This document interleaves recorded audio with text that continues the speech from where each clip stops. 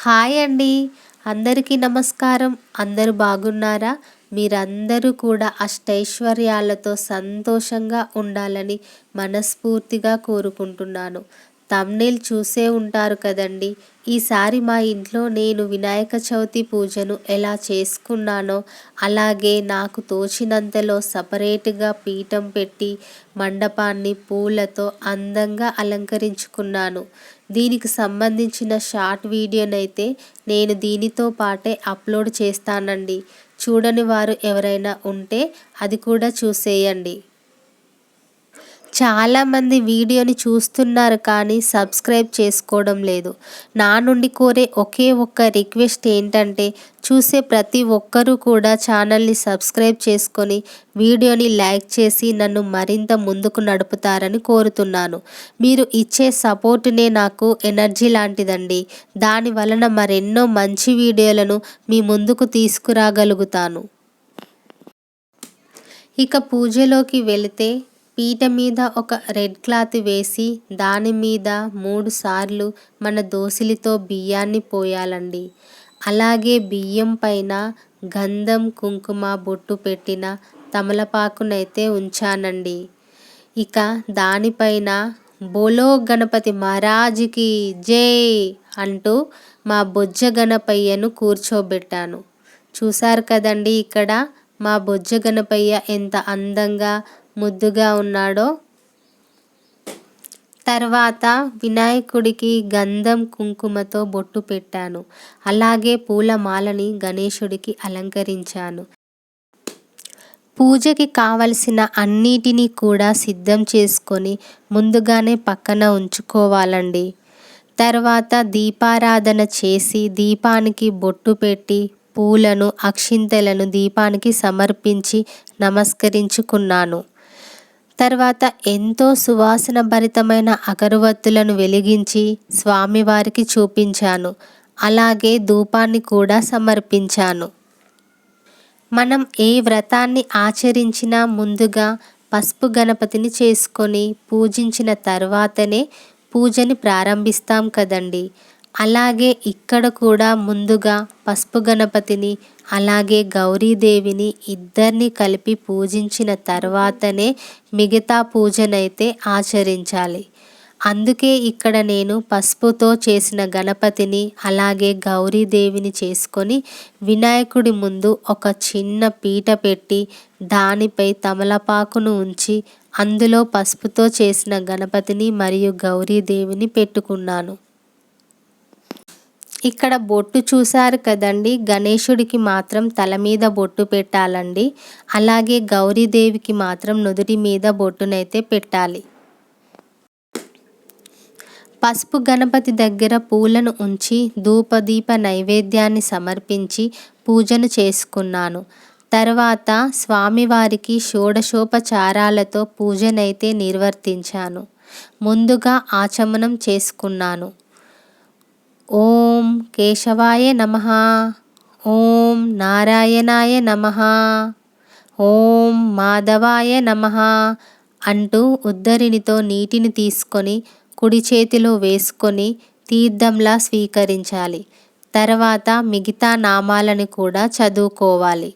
ఇలా మిగతా ఉపచారాలను కూడా ఆచరించాలి. కలశంలోని నీటిని తీసుకొని ఒక పుష్పంతో పూజా ద్రవ్యాలన్నిటి మీద గణపతి మీద అలాగే మన మీద చల్లుకొని సంప్రోక్షణ చేయాలి.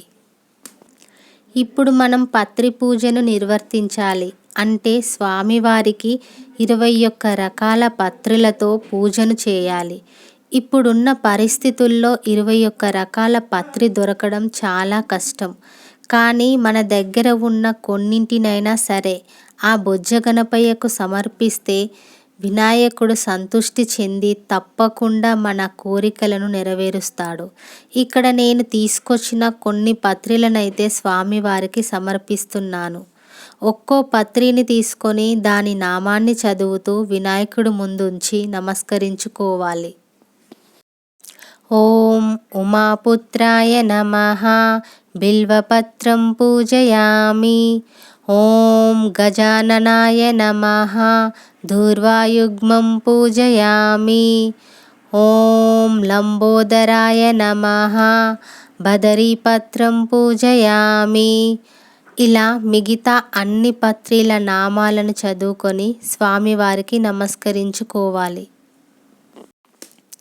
ఈ వ్రతాన్ని ఆచరించడం వలన ఎన్నో శుభ ఫలితాలనైతే మనం పొందవచ్చండి. వంశాభివృద్ధి కలుగుతుంది, వ్యాపారంలో అభివృద్ధి కలుగుతుంది, అష్టైశ్వర్యాలు సిద్ధిస్తాయి, భోగభాగ్యాలు, సుఖ సంతోషాలు ఒక్కటేమిటి చెప్పుకుంటూ వెళ్తే చాలా ఉన్నాయండి. శుభములను, విజయాలను, వైభవాలను పొందగలుగుతారు. పిల్లల చదువులలో ఆటంకాలు ఏర్పడిన, పిల్లల్లో జ్ఞాపకశక్తి లోపించిన, అలాగే ముఖ్యమైన పనులలో ఆటంకాలు ఏర్పడిన, ఇలాంటి ఎన్నో సమస్యలు ఉన్నా గణపతికి పూజను ఆచరించడం వలన దూరమైపోతాయి. మానవులైన మనమే కాదండి, దేవతలు సైతం ఈ వ్రతాన్ని ఆచరించారని మన పురాణాలు చెబుతున్నాయి. కృష్ణుడంతటి వాడే ఈ వ్రతాన్ని ఆచరించి శమంతకమణిని మరియు జాంబవతిని పొందాడు. అందుకేనండి కులాలకు అతీతంగా ప్రతి ఒక్కరూ కూడా వారికి ఉన్నంతలో మరియు వారికి వీలైన విధంగా అంగరంగ వైభవంగా ఈ వ్రతాన్ని ఆచరించి మరెన్నో శుభ ఫలితాలను పొందాలనే ఈ వ్రతం యొక్క ముఖ్య ఉద్దేశమండి. పత్రి పూజ పూర్తయిన తర్వాత గణేశుడి అష్టోత్తర పూజనైతే చేసుకోవాలి. ఒక్కో నామాన్ని చదువుతూ గణపతికి పూలను సమర్పించాలి.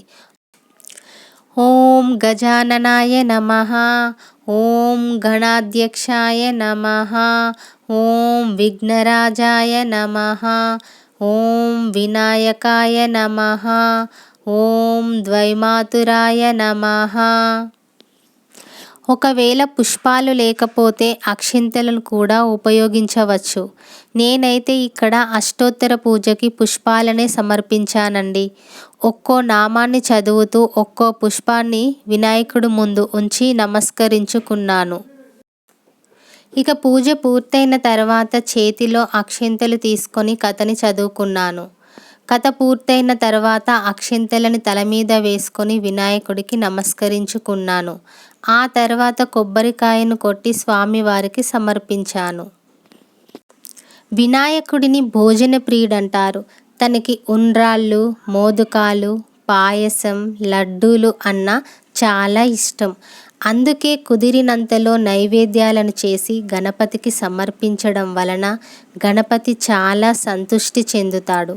నా ఆరోగ్యం కాస్త బాలేకపోవడం వలన నేను ఇక్కడ వినాయకుడికి 5 రకాల పండ్లను, లడ్డూలను మరియు అటుకుల బెల్లాన్ని మాత్రమే నైవేద్యంగా సమర్పించాను. మీకు ఉన్నంతలో మీకు వీలైనన్ని నైవేద్యాలను గణేశుడికి సమర్పించండి.